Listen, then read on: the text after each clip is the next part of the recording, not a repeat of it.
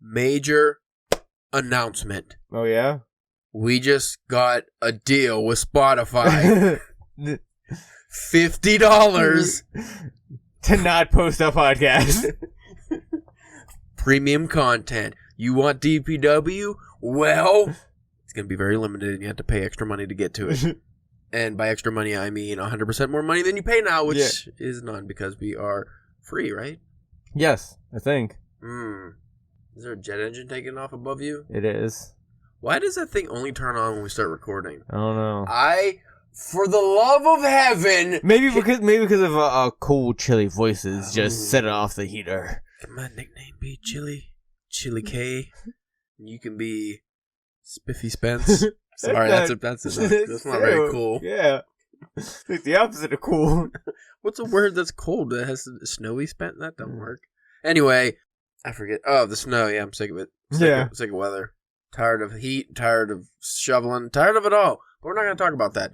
I have a question for you, sir. I posed this to my classic literature group and got a lot of responses. Most of them agreeing with me. It has to deal with book introductions. You find this a lot in classic literature and collections mostly. But I do notice from time to time I'll get an introduction when I'm reading like a newer book. Usually it's either like a friend of the author if it's a newer book, or if it's a classic literature book, some kind of fucking snobby academic. My problem is, which I just told you off air, I'm reading The Winter of Our Discontent. And I started reading the introduction because I like getting... Usually the introductions, they give you things to look for in the book that you might otherwise miss. And they also kind of put you in the mind of the author. At least a good introduction puts you in the mind of the author when they wrote the piece. So I was learning a lot about Steinbeck at the time. Going back to my question was, do you read the introduction before or after the book? Well, I started reading this introduction about halfway through. Gave a major spoiler to the story, and I instantly got pissed off. And then I found out in that group that the Penguin editions tended, because they're used for study, I guess, a lot, so they just give everything away at the beginning.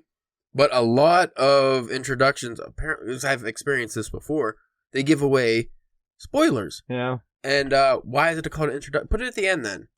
Because I like to read things in order. I want to read the introduction, but now I can't because I don't want the spoilers for a story I haven't read. Like if it's something like Of Mice and Men, that's a little different if you are, because most of us either seen the movie or we just know, but I didn't really know anything about The Winter of Our Discontent before checking it out other than a couple reviews, which I always make sure I read spoiler-free reviews just to get kind of a feel of what the writing might be like and if it would be something I would want to read. So what is your opinion on introductions? Do you even read introductions, or if you do, before or after? Yeah, a lot of times, like, especially like in those, in the couple classic things, I just skip it because I'm just like, because they're normally long too. Yeah, they're like 80 pages. And it's like, I just want, like, I'm having hard enough time getting into the story. Just let me read the story. And then I guess if I feel compelled enough to, to go back. You'll read it. And it also kind of depends too, especially whenever you get into the more modern things too. Because sometimes you get the introduction just from like the author themselves, and like those ones I don't mind reading beforehand. They usually don't have spoilers. Yeah, no, it's just no more just talking about maybe what they were going through during the time they were writing it, or maybe what they were thinking, or how they got the idea, maybe, or something about something or give you like some that. themes that you might have otherwise not really paid attention to, like something that might be a major theme that you kind of are glossing over. See, I do like introductions for the fact that, like a lot of the Japanese classic literature I read, I don't always know a lot about the specific author beforehand. Like, I might know their biography and, like, their work, but I don't know, like, the specifics of what went into why they wrote the way they did, and things like that. And usually the snobby academics actually do a good job of that. Some introductions are just god-awful. They try to be too smart. You'll find this in Alan Moore books sometimes. Yeah. Try to be way too or if Alan Moore just does the introduction. Yeah. Tries to be too smart and just like, Like, I was, that Erica Molibene series by Michael Moorcock. I got the first volume, but the only one I can get was like this Masters Collection bullshit that has the one novel I wanted to read, and then like a bunch of garbage. And it has, I swear to you, I think it's 4 introductions. Alan Moore does one. Fucking everybody. I started reading them. And I was just so out of it by, like, the second one. I was like, I don't know what the fuck they're talking about. This isn't adding to. It was one of those things that fluff up the book just to get a reprinting. Oh, it was when they fluff it up too because you get the introduction and then you get the foreword. Oh, yeah. And the prequel. A prologue. Prologue. An epilogue to the prologue that goes into another prologue. And when Bram Stoker wrote Dracula, this is how drunk he was. I'm like, what? And then it just goes into another story. Because they do that a lot too, is these... If it's a writer doing the introduction, sometimes they like to tell a story, and it's like, okay, come on. So I think from now on, I'm going to read the introductions to stories I haven't read into. I'm going to do that afterwards. Yeah. Or not at all. I like the not at all option. Sometimes I do that too, like fucking Frankenstein and dumb shit like that. I don't give a fuck. And it also depends on who's doing the introduction, because like a lot of times, I don't think they do it so much anymore, but there for a long time, especially like in like the Image and the Vertigo trades of stuff, they would have introductions, from like a certain other writer or maybe artist or whatever. I find comic book introductions are more entertaining and they're not spoiler heavy. No, they're not spoiler heavy. It's more just kind of talking about the series or the creators or whatever. But even like a lot of those, I'm just like, all right, who wrote it? I don't really know that guy, or I don't give a shit. Okay, if it's somebody else, I might read it. Like a Neil Gaiman or somebody. But that also depends on, because like those can be a couple pages long too, and it's just like, again, I kind of want to get to the story. Well, there's plenty of times for a book club where we had some book that I might not have been interested in to begin with, and I just completely skipped the intro because some of those, they're just really long. Yeah. And like I said, even you know what? The one good thing about those comic intros, though, is because I'm not as familiar with some of the comic book writers as you. Yeah. So it actually does help me, learn some of these, like, smaller or lesser-known authors. But some of those introductions are just, like, they're so pretentious and just, even just boring. Yeah. Like, someone's like, you're talking, like, nothing about the comic. They're just talking about some fucking nonsense. And I don't care. So I think just writing introductions itself is a skill that not every writer or academic has, and I don't know why some of these people get assigned to do it. And journalists, I don't like when I get a journalist introduction because I feel they really want to, like they're reporting or something. Like they have to dig deep into the author's motives, and it's just like, okay, I get it. Hemingway was a drunk, and he wrote this one. Like I don't care. Just fucking get to the story. So, if any of you folks listening at home or on the road or wherever you are, if you have any opinions on this matter, let us know, because I am interested to hear what people think about introductions, because small topic, but I had a lot of hits on that post. Like a shitload of people had opinions on it. Some loved them. Some said they read it every single time. They don't care if it spoils the story because they don't mind, which that weirds me out. Yeah. Like there's one guy specifically, he's like, yeah, I don't mind a spoiler. I was like, what do you mean you don't mind the spoiler? What if they tell the whole ending, which a lot of these do? Like, oh, I don't care. I just go in the story. I like to know the story beforehand. It's like, well, that doesn't seem... Like, that's like knowing the ending of a movie, like The Sixth Sense. You know the ending of The Sixth Sense before you watch it. That takes some of the excitement away, in my opinion. Well, I think that's where you get those people like, I just like the art form. Ooh, nobody likes that guy. It's always a guy. It's always a guy. He's got, like, the fedora, and he's balding, and he just smells bad. There's a scarf somewhere. He has a big scarf and a trench coat, even in the summer. And I just like the art form. Yeah, I like that guy. By the way, we have one of those guys coming on the podcast next week. Yeah. His name is...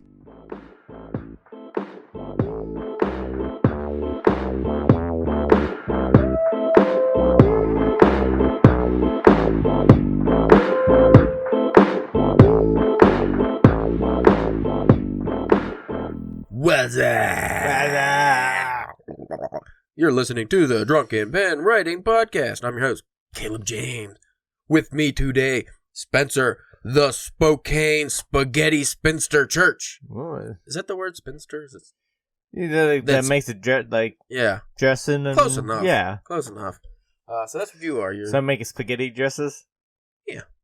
Skirts? Squirts. Ooh. Do they still have squirts? Is that what they were called? Spaghetti strap shirts. Why was that such a big deal? Because now girls go to school nude. Yeah. Back in the day, that was a big key, spaghetti straps. Today, we're taking a turn for the words. You asked me if we did this, and I feel like we might have touched upon it or did a whole episode on it. I don't remember at all. So we'll be covering it again, possibly. Either way, we've definitely covered some of these topics, but we're going to go deep. Deep dive. You ready to deep dive? Deep dive. I got my snorkel. You going to go clam digging? We're talking about bad writing tips. Terrible writing tips. The worst writing advice. What brought this on, you ask? Oh, sure, Spencer. I'll tell you. What brought this on, Caleb? I was on the old, should have sent them to you, but I feel like you might have I don't know if you would have got angry. I don't think you get as angry as I do about these things. I sent them to Ash because he seems to get angry about them like I do. There was a thread on Twitter. Let me see. That's what you guys keep on being on Twitter for. Like, Ash isn't on Twitter anymore. He stopped Twitter a long time ago. Getting angry at things. Yeah.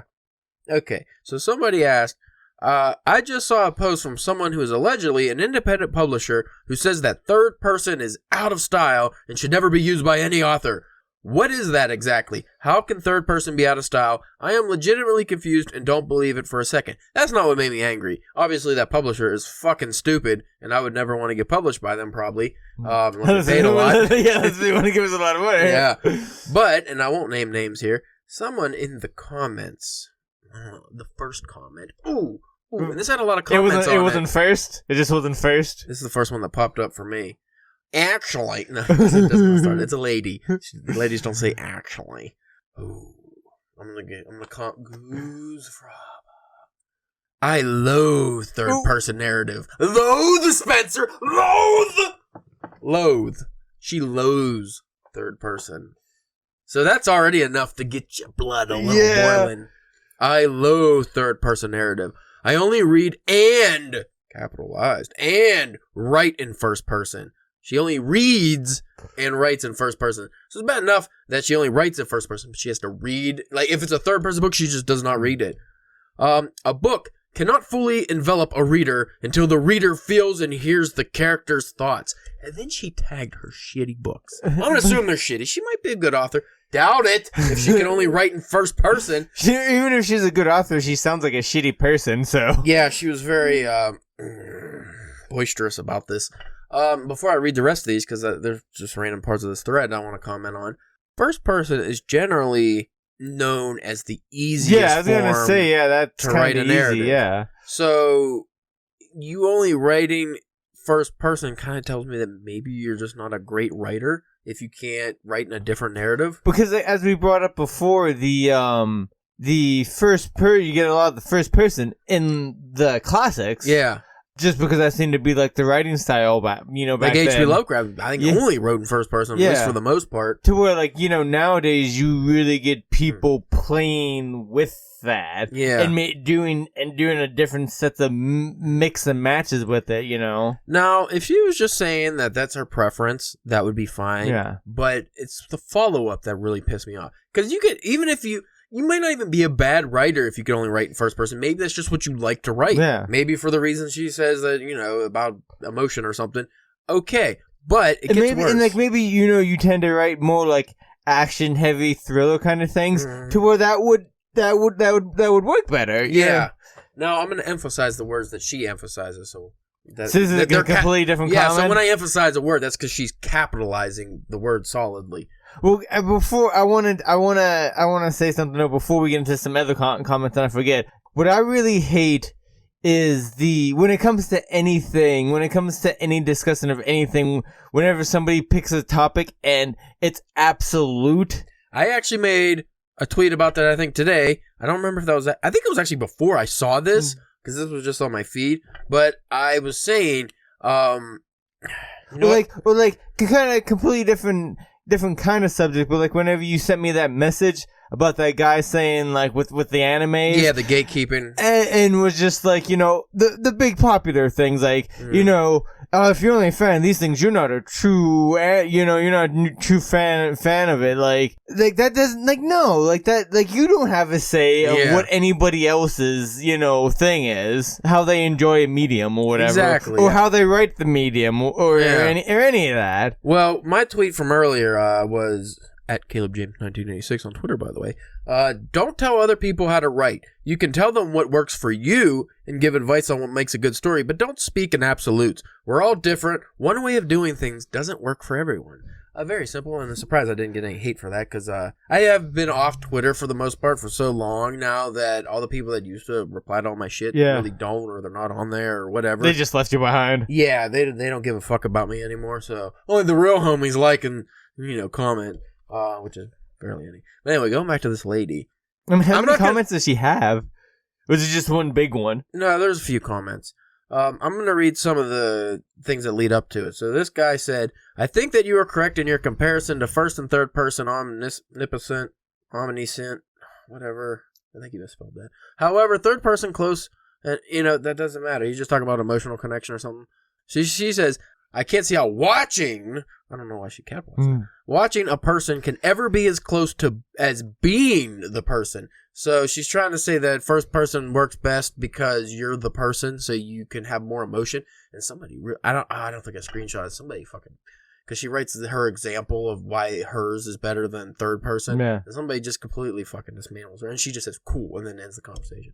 Which, let's see. This person said, interesting and a respectable opinion, but I disagree. I think first person limits the scope of the world building aspects of stories. First person is great for emotional connection, bad for world building. And this girl said, a lot of writers say that, but the first person writers beat ass in reviews, sales, and ratings. And she went, I didn't screenshot, she went on, her beaten ass, she went on a little bit of, I think, of a tirade about sales and how if you look at the top 30 books of whatever are all first person. First person is the top sales, top reviews. Everybody loves first person. Third person's garbage. I mean, Stephen King writes a lot of third person, and I don't know. He's like one of the highest selling authors of all time. Yeah. Now, here's her. And then that's again, like, if you're doing first person, your story revolves around one person. Yeah. Unless if you are... Well, you can do multiple people. But that's a lot of jumping back and forth, and that can get confusing and annoying. Like... I'm sure this person's not doing that. Here's her example, and just tell me how biased this comes across. Here's her example of first person versus third person, and why the emotions are different and stuff. As I grasped her small, wrinkled throat with my own perfectly manicured, warm, large hands, I felt her pulse slow from wing-like fluttering to a gentle throb, matched only by the feelings in my crotch. Or, and here's her example of third person, he grasped her throat with his large hands. So she completely left out. Yeah. One, her sentence was garbage anyway, but she left out. I don't like this lady now. I don't know her. I don't like her. She left out all the descriptors. Yeah. Except for large hands.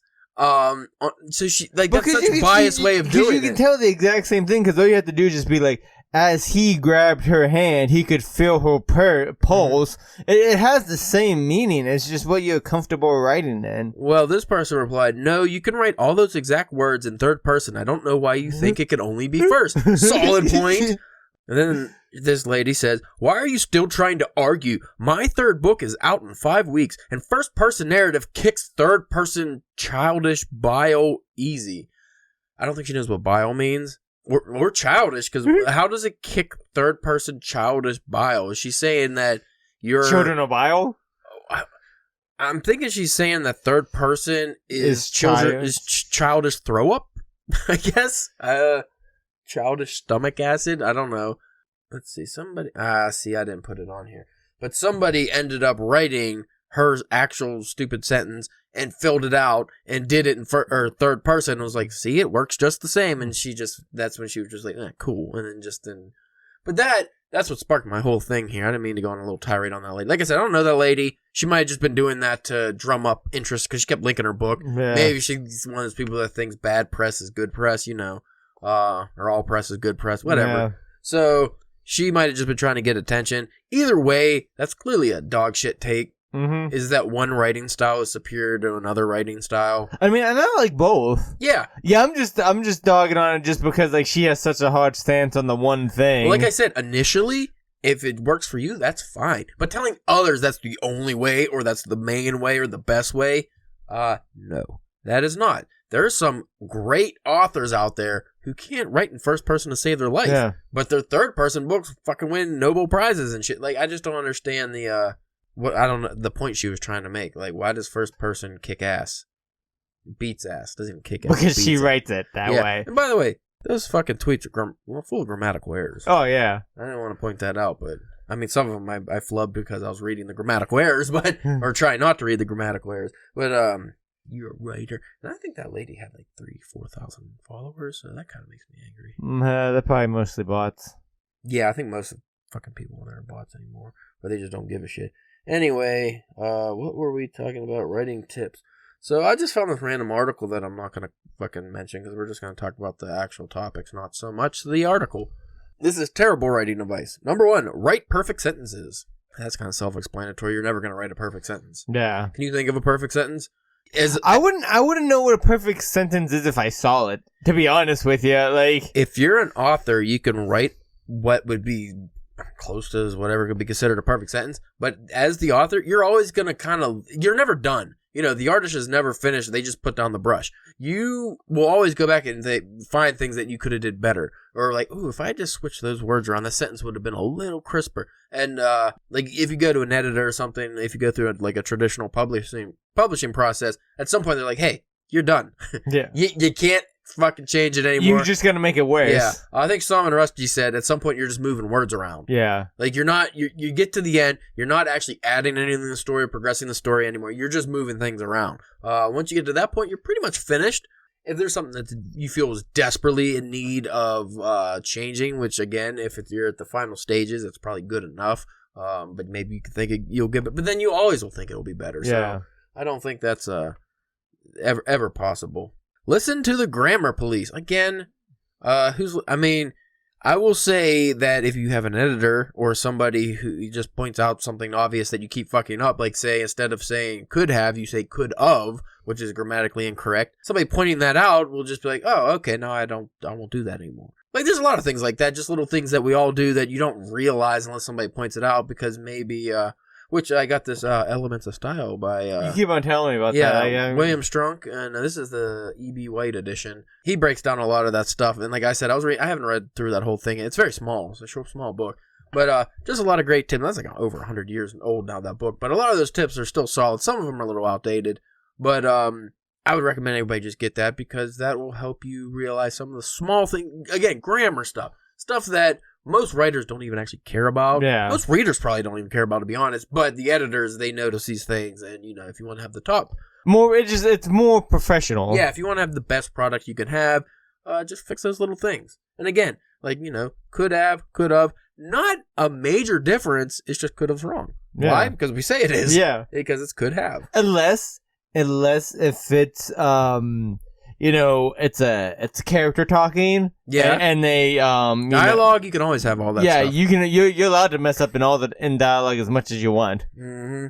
But for the most part, people don't talk so well. Don't. Yeah. But anyway, the grammar police, especially if it's just like on the internet. And it depends on what they're policing too. If it's your actual book, that's one thing. If it's just like tweets and Facebook posts or even text messages, fuck off, guy. Yeah. Like, what are you doing here? So you could be a little choosy with the grammar police. But again, if it's something that's going to benefit you, usually if somebody points out something to me that I fuck up, I just immediately make sure I don't do that anymore. And again, like, if you are going to go full blown on the grammar, wait until you're done with, like, at least the first draft. Yeah. Like, you know what I mean? You don't want to be, like, as you're finishing a chapter, be like, oh, wait, that doesn't make sense. I have to go back and fix the way. Like, no, just leave it for now. That red squiggly is going to be there to remind you. Just, if you edit as you go, a 3-month first draft might take you 6. Yeah. Like, it just will take forever. Some people are better than others at that. I still edit as I go to a degree, usually the next day when I go back about 4 paragraphs maybe. Like, I like to, or if it's the start of a scene, I'll go back to the start of the scene and just kind of, you read through it, which is a great habit to have. I'll fix small things. Not because I'm trying to, catch up on editing or make sure I have less to do later. I just do that because it actually gets me back into the story. Yeah. Not everybody does that. Not everybody has to do that. I just find that's where it works best for me. Number 3, longer sentence demonstrate intelligence. I don't have to tell you why that's wrong. Hemingway didn't have a lot of long sentences, and obviously he won the Nobel Prize in Literature, so you fucking boy toy Fitzgerald never won that. My boy Joy. Your boy Joy Fitzgerald. He didn't know a short sentence. He couldn't write a short sentence to save his life. I said, what do you gotta do to win the Nobel Peace Prize in Literature? Like, how's... Not the Peace Prize, the prize of just the literature. But whatever, like... You gotta write real good. You gotta write good. And you know what? For the most part, it probably helps to be a white guy in the old days. Now, it doesn't matter. There's a lot of Japanese writers that won.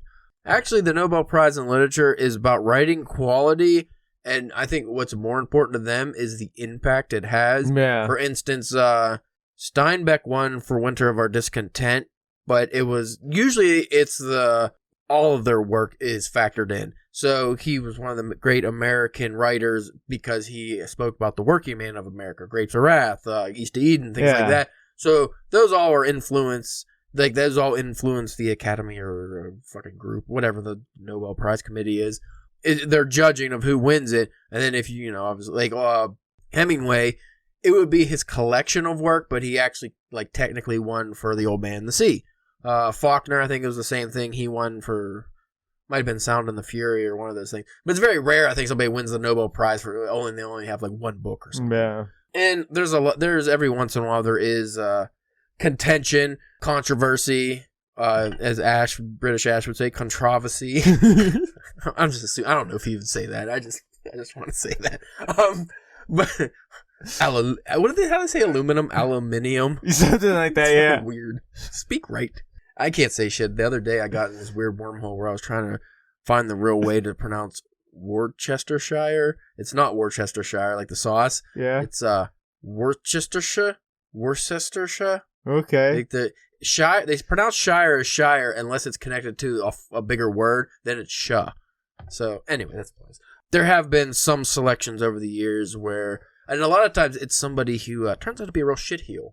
Yeah. So, in hindsight, like I think fucking Hitler, didn't he win the Nobel Peace Prize or something before he was a shitheel? Or like an obvious shitheel? Yeah. Well, he might not win. He was nominated, I think. He was like, at least I know he was nominated or something for Time Man of the Year. Whatever. These things, hindsight, what they say. It's not always. So, it seemed like you could never, like, if you were like a popular writer, like what I mean, like if you were a popular writer who had a big, effect on people, it'd be like, no, we're not gonna consider you just because the stuff that you write. We don't. You mean think. Like a Stephen King?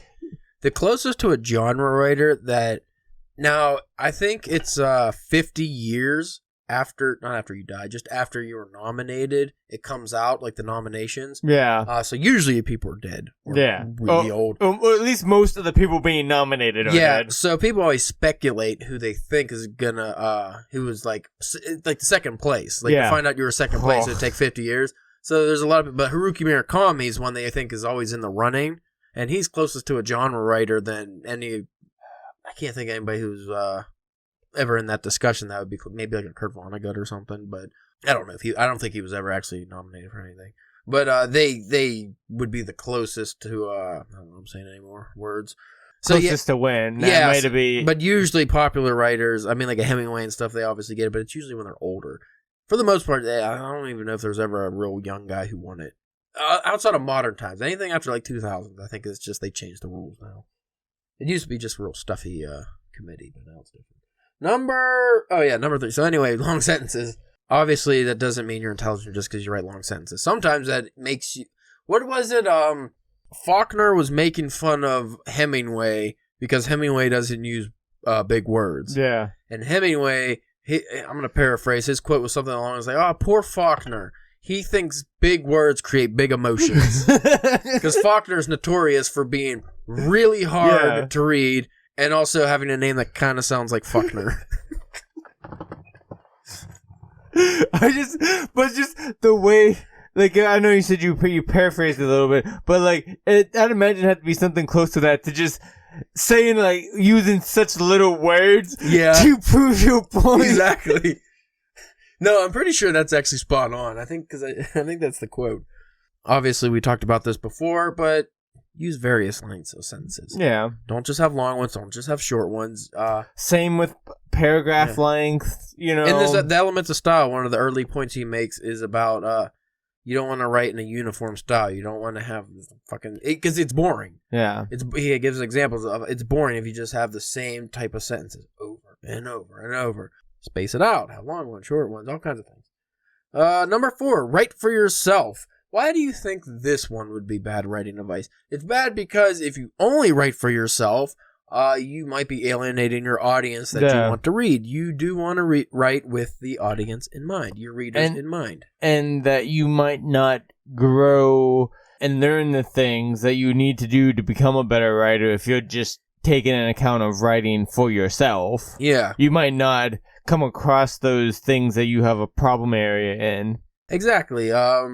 And also, which Haruki Murakami, because we were talking about him, he's actually been getting flack for recently because he writes the same fucking book over and over at this point. Obviously, the book's different, but because his style is so distinct, it's like the protagonist is always like a single man who loves jazz, cats, and is kind of like just like a monotone, like he's just there, like an everyman. He always writes that character. He always writes scenes that kind of would read the same. Again, the actual story and everything's different, but the type of style is that's why I will have to give major props to Stephen King, because he does not write the same exact style every fucking book. No, he different genres, different styles. But it normally always happens to a writer, though. Yeah, he does have that. But I mean, that's just one of those.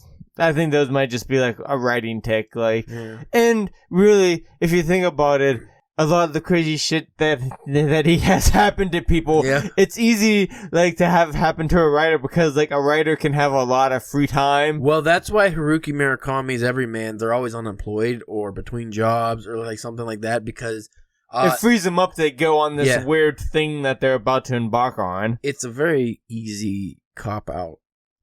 Well, but you've read a lot of his stuff. Do you find that a problem as you're reading it? Like, are you just like, again with this everyman and his goddamn cats? I actually like it. Again, just classic Murakami style. But at the same time, he's not an author I could read back to back.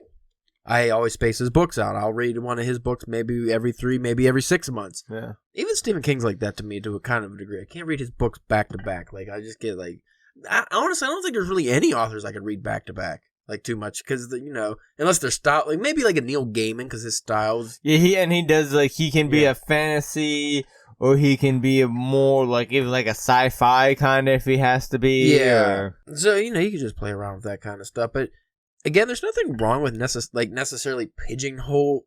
Like if you pigeonhole yourself to one style, that's not necessarily a bad thing. Because then people, like, that's your author voice, then people, like, H.P. Lovecraft's a good example. You read H.P. Lovecraft, all his stories are the same style, it's the same kind of writing, but you know what you're getting into, and it's not a bad thing, it's just, that's him. You just have to, it's just, if you're gonna go into that kind of thing, you have to be aware that you might have to come up with some extra tricks or different kind of storytelling or plot twist or something just to keep it more lively and readers on their toes. Mm-hmm. And before I go to this next one, I just want to say about Murakami, Japanese. So the translations might make things more uniform because usually they use the same translator or same few translators, which means it might be that guy's actual writing style. Who's making everything seem similar. Yeah, like his writing style might, and again, it just could be the Japanese language. A lot of it can't be translated properly, so you just kind of use the same elements.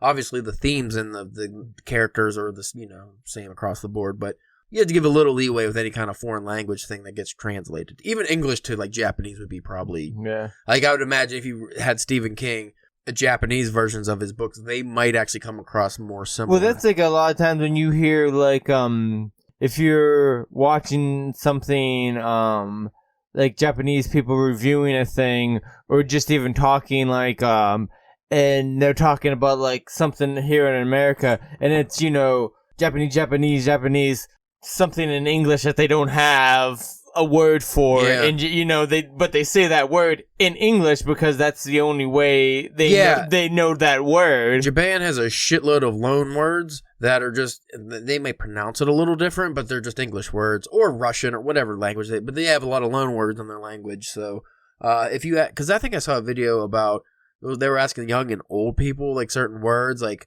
hey, what's the word for piano? Because, like, I don't know if that's one of their loan words. Like, I think camera's a loan word. It's usually everything after, like, World War II. Or maybe after the Meiji period when Japan opened up to the West. Yeah. They have a lot of words, like camera, that, you know, it's just an English word or whatever language it originated from. So they don't have a Japanese word for it. But there are some words they did have Japanese words for, and they just use the loan word now. And they would ask people, like, the older people, some of them knew the actual original word. And some of the young people, most of the young people didn't know. They're like, oh, shit, I don't remember. And by young, I mean, like, up to 50. Yeah. Also, like, just using Japan as because I'm English, not just every, like, version or every language, but every country, I would say, has their, you know, not just slang, but just phrases of speech and stuff. So Japan's notorious for being indecisive because they don't like to offend people. So one thing you'll find, and because I know when you start reading Murakami, you'll notice this, but you're actually going to notice in any Japanese literature you read, at least I have, even going back to classical Japanese literature, people are always saying, I wonder. Like if they, like somebody asks them a question, or if they even just, they're very direct with something, they make a statement, it's usually the protagonist like, I wonder. Like they never can speak directly, which is actually a big problem in Japan. That's why a lot of businesses actually want their Japanese CEOs and stuff to speak English in meetings because English is more direct. Just a little fun fact. We're only on 5. This is like 21. So it'll take a while. Number 5, ignore critical feedback. That's just stupid. Yeah. Like you can ignore stuff that you think is really out there or not going to work, especially if it's from, like say beta readers or more specifically somebody that you don't even really trust their opinion. Angry Twitter follower. Yeah. That's why or reviewers. That's why it's more important to get, like your like a select beta reader or even alpha reader who you trust their opinion. You know they're not going to lie to you. And then that way, if they give you critical feedback, you'd be more likely to take it. If you get a good relationship with an editor, it'd be hard in this day and age, especially if you're working with a publisher, because people rotate in and out of positions now so much. But it would be great to get a good editor that you stick with, because then you can trust their opinion and know they're not trying to add too much of themselves into your story. Because in the editing process, it goes, I think we talked about this with Benjamin Cross, it goes from a creative endeavor to a commercial endeavor. Yeah. So now we're trying to make your creative book more appealing to audiences by what the author might think as fucking their book up. Like, kind of taking liberties with their creative input. But you do have to take certain critical feedback. Yeah, and just the other side of the coin to that is that, as if when you beta readers, if one or two might say something that they don't like about it, it'd be like, well, maybe that's just preference. But if you're starting to get maybe like 5 or 6 people all saying like, hey, I liked it, but this part was weird, or this part didn't make sense, then that's when you have to take more of a, like, maybe I do have to fix this thing. Well, in Salman Rushdie's masterclass, he had a part where he was talking about that exact thing, where if you see the same problem come from multiple sources, like they report the same issue with your book, and it might not, we use grammar and stuff a lot, but like just the actual plot itself. Yeah. Or maybe, like his example was a character he had in the story they said was redundant. It was just like another character. He didn't need that character. He really liked the character. He was very stubborn. He was young. He didn't want to keep it. But then he heard the same critique from multiple people, and then he realized, well, here's what I'll do. I'm going to like merge characters. Well, no, I'm going to take this character out. And if the book works the same, then I'll keep him out. But if it doesn't, then obviously he needs to be in. And he said it took him 24 hours and he got the character out of the whole book. So obviously the character wasn't needed. It was redundant. So it comes down to trust. And you don't want to be naive. You don't want to listen to somebody's, 100% because other people could be wrong. But if you get enough opinions on something and they all give you the same feedback, then that's when you probably should make a change. Number 6, right at the weekend. I'm actually have to read this because I'm not sure what that means. Believe they can produce the first. This is pretty much just about writing in the weekend. Write whenever you can, and when you want. Not specifically when you want, because then you're never gonna get anything written. But make certain times, and honestly, if you can, write every day. I don't know. I never understood that whole write at the weekend. Like, I'm a Saturday and Sunday writer. I'm not work. Like, I understand you're free and stuff. And we talked about this in the past with like Dirk Manning, he's a good example because he's I think what we called like a bulk writer or something, where he will write for like 10 to 15 hours on a Saturday, but maybe not the rest of the week. Like, he writes all the stuff in one time. That's his process. Yeah. That's fine if that's your process. You do have to find out what works for you, but you don't need to just limit yourself to the weekend just because you're free. But also with that he has been, he's been writing, comic books for a very, I think he's closing in on like at least 10 years by now, I think, somewhere around there. I believe so, yeah. So, like, it probably took him, I'm sure when he first started writing, he just wasn't writing a couple days, like, you know what I mean? He was probably writing more often, and then once you kind of, get more comfortable with yourself as a writer, you can get your personal life more in order, and, and stuff like that. It might, can vary and change on how you do your thing. That's one thing most, like, famous authors say. It's usually when they were young, they were sporadic, they didn't get a lot done, and then eventually you pretty much hit your groove. You find out where, you have to experiment, find out what works best for you. In our last episode with our guest, he was telling us that, because it took him a while to write his first novel. 10 years. Yeah, so with the way like his work and stuff was, he just didn't have a lot of time in those first couple years, and then what he was doing for work changed, and that gave him a different schedule opportunity to really hunker down and get some writing done. Right. Number 7, deadlines don't matter. That's just fucking stupid. Yeah. Obviously, the deadline matters if you have a fucking book deal and you have to be done. Yeah, especially if you're getting paid by another person, deadlines definitely matter. You don't have to go into that one. That's fucking stupid. I don't know who thinks deadlines don't matter. What are you, Hunter S. Thompson? Shut up. Unless you're super famous, deadlines do matter. Number 8, write across genres if you're starting out. I think it's good to experiment with genres, especially ones you might not be comfortable with.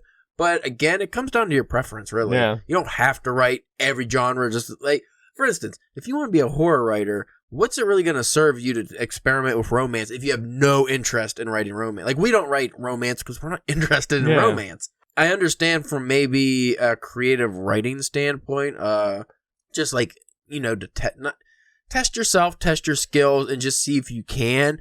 But as an actual, like, spending time doing that, I don't think that's necessary. No, not at all.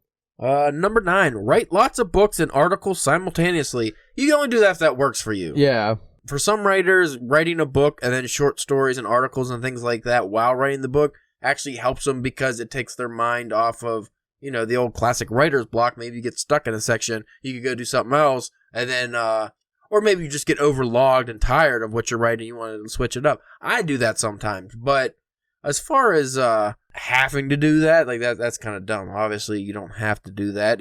Some people, they can only write one thing at a time. Yeah. Do what works for you. It's very simple. Number 10, write and edit at once. We already covered this about the edit as you go. I'm going to repeat myself a lot here. Do what's comfortable for you.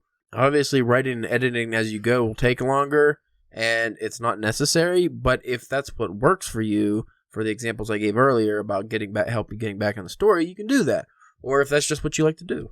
11, forget about style. That's obviously just a bunch of malarkey. Why would you forget about style? That just sounds lazy. Well, that sounds lazy, and that sounds like you're going to have a hodgepodge of different styles in your story. Like, you're just going to fuck up. I was always under the impression that you should not necessarily pick a style and stick to it, but it's probably for the best. At least for the book. Well, for the one story you're writing. If you're switching styles throughout the story, unless it's specifically done and you really are working on how to do it properly, it's probably gonna turn the readers off and then be shitty. What was that? Was that number 11? Okay, I think we were on 17. 12. 17. Number 12, story doesn't matter. Okay, I'm not gonna go into that one. Fuck you. Why would the story not matter? Then why are you writing it? I feel like whoever wrote this article might have just started like, I'm out of ideas now. Yeah. I'm just gonna... What's the dumbest thing I could think of? 13, outlines suck. No, they don't if they work for you. They suck if you're a discovery writer who can't write an outline to save their life. Yeah. And doesn't like to be constricted to the outline they made. And again, that's like, how the degree of an outline are you gonna do? Are you doing a simple, just like, this character does this and like first, second, third arc kind of thing, or are you like in chapter 1, so-and-so's gonna meet so-and-so. In chapter 2, they're gonna get on a boat. On chapter 3, a plane. Like I always say, it's good to know where you're going, and then sometimes it's really fun to not know the actual way to that destination. You just, you're on an adventure yourself. And as we said many times before, when anything when it comes to outlining, just because you wrote that in that outline doesn't mean you have to go there once you start actually writing. You don't have to stick to the outline. You can write yourself into corners if you don't have an outline. Stephen King does that a lot. But if you're a good enough writer, that's not really a problem. And also, you can just change things. Yeah, it's just a matter of laziness, really. Yeah, we don't write in typewriters now. People like. I'm not using a feather and quill. 14. Write what you know. I think it might have been Salman Rushdie that covered this one as well. If you only write what you know, you'll never be able to be necessarily that creative because there's a lot of things you don't know, and that's the fun of being a writer is examining what you don't know. I think the writing what you know is a good starting point. Yeah. To when you're beginning out and you're trying to learn the ropes and get a feel on how to do things and how to craft a good story, I think that the write what you know or what you like, I think that's when that's best for. But like once you have a chance to grow a little bit and expand and explore the different things you can do. Well, you can also combine them. Going back to Murakami, an everyman who loves jazz and cats, that applies to most of his books. That's pretty much a reflection of Murakami. That's what he knows. Does he like jazz and cats? Yeah, he had a jazz bar. He loves cats. I think his bar was called like Peter Cat, actually. Oh. The rest of the story, other than that character, usually it's fucking craziness. Yeah. So he's exploring labyrinths and all kinds of shit that he doesn't know. So you can have a little bit of what you know in a story or what, part of your life. It adds realism to the story. It adds a little bit of yourself to the story, but you don't have to specifically only write what you know. You don't have to be Faulkner, who only writes about the fucking South, or Steinbeck, who mainly writes about California. You can write other things. Again, though, that worked very well for him, so do what you want. Who gives a fuck? 16. Learn to type so you can write faster. You can write however you want. Again, what you're comfortable with. 17. Stop when you learn the basics. Clearly stupid. If you stop after you just learned the basics, then you'll just always be a basic writer. Basic bitch writer. Basic bitch. Starbucks drinking pumpkin spice latte having ass bitch. Pancake having ass bitch. Stupid fucking Karen name going to Target bitching because they don't have the right color tan towel bitch. 18. Write without a plan. Well, this is the opposite of the outline. Whiskey's killing me. That's so you drink more. It's like made my fucking throat dry. Write without a plan. That could be asking for disaster. If you can stick with writing without a plan, no. We all have a plan. Yeah, because even pantsers, they have a loose plan in their head. Like, even the fucking Joker has a plan. Yeah. I don't care what he says. His tricks were very elaborate. Yeah. His traps, his fucking things were very well planned out. He had a plan. Everyone has a plan. You just don't get Joker fish without a plan. Yeah, you have to have a plan. So, again, it could just be as simple as knowing the ending of the story or the characters or whatever and work your way around that. 19. It's impossible to make a living from writing. Obviously, it is possible. But who says that? 20. Marketing and writing don't mix. We discussed that in the last episode a bit, too. Writers aren't typically great marketers. We're just creative people in general. But you can learn. It's a skill. You can learn it. There's no reason you can't learn to market. And especially nowadays, it's really, both easier and harder to market yourself. But and it's very important at this point because, as we talked about in the last episode with Benjamin Cross, most publishers do not do any marketing for you anymore. You have to do it yourself, which is fucking bullshit. Yeah, stupid dumb shit. But yeah, 21. Final one. Writing is too hard. It is hard. Yeah. Why would you try to be a writer if you weren't ready to embrace the difficulty? I guess that would separate the hobbyist from the actual wanting to make a career of it. Because you can just write for fun. There's nothing wrong with that. You write stories that only you read. Mm-hmm. That's fine. Kafka did that for a long time. You print out, you give it to a couple of your friends, family members, just doesn't have to be a serious endeavor. But if you do want to get serious about it, obviously it's very difficult. That doesn't mean you give up. If you give up, you're just going to fail. It's as simple as that. You'll never make it if you think it's too hard. Because honestly, what isn't hard? Yeah. Around here, DPW Studios. No, but seriously though, like, what do you do in life that you would make either a lot of money at or just be successful that's not difficult? Yeah. Nothing. There's nothing. I don't care how skilled you are at something, whether you're an athlete or a cook or whatever, it's difficult. Just getting to the top level is going to be difficult. Even just getting to like the medium level. Like if you're just one of those writers that sell a lot of books but people don't actually really know them and they're not mainstream, that still takes a lot of work. Everything takes work. You do the fucking work. Don't be lazy, Spencer. So now that we ended that, instead of getting your takeaway, have you been writing? Last week? This last week? Yesterday, I got a couple 100 words in. Well, that's good. Yeah. There you go. You did something. Little dude. By the way, folks, I'm sorry about the coughing and whatnot. I've been drinking. I feel like that was actually a large glass of whiskey. I filled it up to You had it pretty full, yeah. It's that peanut butter whiskey, that peanut butter chocolate whiskey. Yeah. It's so good. It tastes just like a Reese cup. Oh, it gives me a fucking stubby chubby. I started, it's going to sound unbelievable. A new story? No. Outlining my novel. Actually doing an outline. I normally don't do an outline, but I did it. We're going to talk about that off air. Yeah, I'm only on chapter 2 of the outline, and the first chapter is only one paragraph long. I like it. A loose outline. I just want to, I want to plot out, like you were making fun of earlier, each chapter, but I don't actually want to have what happens in the chapter, just the main parts that keep the story flowing. Yeah. That way I just hit whatever beats I want to hit, because it's going to be a pretty elaborate story with a lot of weird, fantastical elements. And I need to be able to do that in a way that doesn't, like, main thing I don't want to do, which is like a magical realism is really difficult with this, is you don't want to just have, because how my story starts kind of normal. So you don't want just like a normal real world story, then all of a sudden just goes complete fantasy or crazy, because that's bad writing. Like, what story works like that just all of a sudden goes off the rails? Like, look at The Hike. It started him just on a walk, and slowly weird shit started happening. He saw the fucking murder scene, but that could have been a horror story. That could have been anything. It unraveled slowly, and then it went to full balls crazy. Yeah. That's what I need to do. So I feel like a gentle outline would be the way to manage that. Anyway, folks, if you like what we're doing, you can find us on Spotify Premium under fuckyourmom.org. Why.org? That's actually the name. It's not an organization. That's not a website. That's just the name of the podcast now.